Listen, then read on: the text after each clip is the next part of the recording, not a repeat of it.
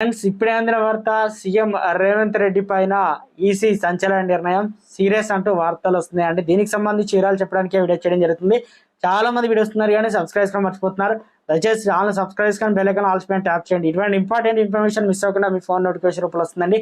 చాలా మంది మీరు చూస్తున్నారు కానీ లైక్ చేయడం లేదంటే దయచేసి లైక్ అండ్ ఇన్ఫర్మేషన్ అందరికీ తెలుస్తుంది.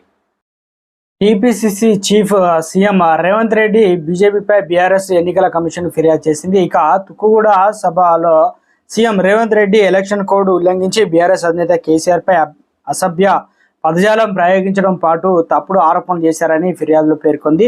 ఈసీ నిబంధనల ప్రకారం రేవంత్ రెడ్డి తక్షణమే చర్యలు తీసుకొని ఆయన్ను ఎన్నికల ప్రచారం చేయకుండా ఆదేశాలు ఇవ్వాలని బీఆర్ఎస్ ఈసీని కోరింది. మరోవైపు బీజేపీ సోషల్ ప్లాట్ఫామ్ ఎక్స్ ట్విట్టర్లో బీఆర్ఎస్ పార్టీపై దుష్ప్రచారం చేస్తుందని బీఆర్ఎస్ కంప్లైంట్ చేసింది.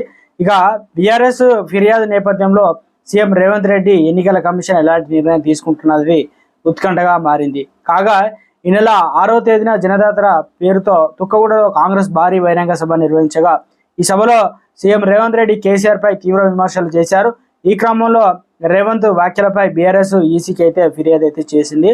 మొత్తానికి తెలంగాణలో లోక్సభ ఎన్నికల ఉన్న తరుణంలో వాడి వేడిగా అగ్గి రాజేసుకుందంటున్నారు. ఈ తరుణంలో తుక్కగూడ సభలో మాజీ సీఎం కేసీఆర్ పైన అసభ్య పదజాలం వాడారని ఈ రకంగా బీఆర్ఎస్ ఫిర్యాదు చేయడం, ఎలాంటి నిర్ణయం తీసుకుంటుందనేది ఇటు సీఎం పైన పార్టీ నేతలు, బీఆర్ఎస్, ఇటు బీజేపీ నేతలు సైతం ఉత్కంఠగా ఎదురు చూస్తున్నారు.